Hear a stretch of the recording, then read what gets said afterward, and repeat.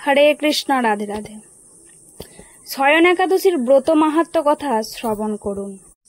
মহারাজ যুধিষ্ঠির বললেন, হে কৃষ্ণ, আষাঢ় মাসের শুক্লপক্ষের একাদশীর নাম কি, এর মহিমাই বা কি, তা আমাকে কৃপা করে বলুন। শ্রীকৃষ্ণ বললেন, ব্রহ্মা এই একাদশী সম্পর্কে দেবর্ষি নারদকে যা বলেছিলেন, আমি সেই আশ্চর্যজনক কথাই আপনাকে বলছি। শ্রী ব্রহ্মা বললেন, হে নারদ, এই সংসারে একাদশীর মতো পবিত্র আর কোনো ব্রত নেই। সকল পাপ বিনাশের জন্য এই বিষ্ণুব্রত পালন করা একান্তই আবশ্যক।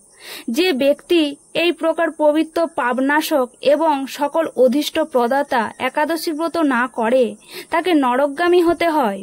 আষাঢ় মাসের শুক্লপক্ষের একাদশী শয়নী নামে বিখ্যাত। শ্রী ভগবান ঋষিকেশের জন্য এই ব্রত পালন করতে হয়। এই ব্রতের সম্বন্ধে এক মঙ্গলময় পৌরাণিক কাহিনী আছে, আমি এখন তা বলছি। বহু বছর পূর্বে সূর্যবংশের মান্ধাতা নামে একজন রাজর্ষি ছিলেন। তিনি ছিলেন সত্যপ্রতিজ্ঞ এবং প্রতাপশালী চক্রবর্তী রাজা। প্রজাদেরকে তিনি নিজের সন্তানের মতো প্রতিপালন করতেন। সেই রাজ্যে কোনো রকম দুঃখ, রোগ, ব্যাধি, দুর্ভিক্ষ, আতঙ্ক, খাদ্যাভাব অথবা কোনো অন্যায় আচরণ ছিল না। এইভাবে বহুদিন অতিবাহিত হলো। কিন্তু এক সময় হঠাৎ দৈবী দুর্বিপাকে ক্রমাগত 3 বছর সেই রাজ্যে কোনো বৃষ্টি হয়নি। দুর্ভিক্ষের ফলে সেখানে দেবতাদের উদ্দেশ্যে দানমন্ত্রে সোহা, সোয়াধা ইত্যাদি শব্দ বন্ধ হয়ে গেল, এমনকি বেদপাঠও বন্ধ হয়ে গেল। তখন প্রজারা রাজার কাছে এসে বলতে লাগলো, মহারাজ, দয়া করে আমাদের কথা শুনুন। শাস্ত্রে জলকে নার বলা হয়, আর সেই জলে ভগবানের আয়ন অর্থাৎ নিবাস। তাই ভগবানের আরেক নাম নারায়ণ। মেঘরূপে ভগবান বিষ্ণু সর্বত্রই বাড়ি বর্ষণ করেন। বৃষ্টি থেকে অন্ন এবং অন্ন খেয়ে প্রজাগণ জীবন ধারণ করেন। এখন সেই অন্নের অভাবে প্রজারা ক্ষয়প্রাপ্ত হচ্ছে। অতএব হে মহারাজ, আপনি এমন কোনো উপায় অবলম্বন করুন যাতে আপনার রাজ্যে শান্তি এবং কল্যাণ সাধন হয়।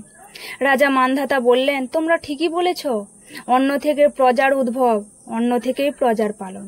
তাই অন্নের অভাবে প্রজারা বিনষ্ট হয়, আবার রাজার দোষেও রাজ্য নষ্ট হয়। আমি নিজের বুদ্ধিতে আমার নিজের কোনো দোষ খুঁজে পাচ্ছি না, তবুও প্রজাদের কল্যাণের জন্য আমি আপ্রাণ চেষ্টা করব। তারপর রাজা ব্রহ্মাকে প্রণাম করে সৈন্যসহ বনে গমন করলেন। এখানে প্রধান প্রধান ঋষিদের আশ্রমে ভ্রমণ করলেন। এইভাবে একদিন তিনি ব্রহ্মার পুত্র মহা তেজস্বী অঙ্গিরা ঋষির সাক্ষাৎ লাভ করলেন। তাকে দর্শন মাত্রই রাজা মহানন্দে ঋষির চরণ বন্দনা করলেন। মুনিবর তাকে আশীর্বাদ ও কুশল প্রশ্ন জিজ্ঞাসা করলেন। রাজা তখন তার বনে আগমনের কারণ সবিস্তারে ঋষির কাছে জানলেন। ঋষি অঙ্গিরা কিছু সময় ধ্যানস্থ থাকার পরে বলতে লাগলেন, হে রাজন, এটি সত্যযুগ। এই যুগে সকল লোকই বেদ পরায়ণ এবং ব্রাহ্মণ ছাড়া অন্য কেউ তপস্যা করে না। এই নিয়ম থাকা সত্ত্বেও এক শুদ্ধ এই রাজ্যে তপস্যা করছে। তার এই অকার্যের জন্য রাজ্যের এই দুর্দশা। তাই তাকে হত্যা করলেই সকল দোষ দূর হবে। রাজা বললেন, হে মুনিবর, তপস্যাকারী নিরপরাধ ব্যক্তিকে আমি কি করে বধ করব? আমার পক্ষে সহজসাধ্য কোনো উপায় থাকলে আপনি দয়া করে আমাকে বলুন। তদুত্তরে মহর্ষি অঙ্গিরা বললেন, আপনি আষাঢ় মাসের শুক্লপক্ষের শয়নী নামে প্রসিদ্ধ একাদশী ব্রত পালন করুন।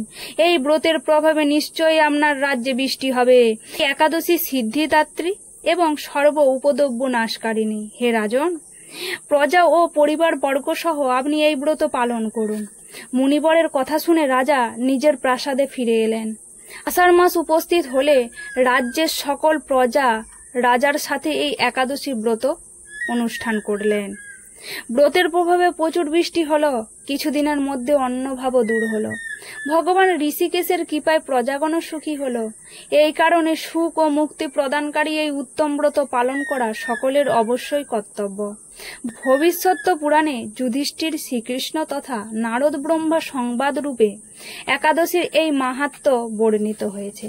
হরে কৃষ্ণ কৃষ্ণ কৃষ্ণ হরে হরে, হরে রাম রাম রাম হরে হরে।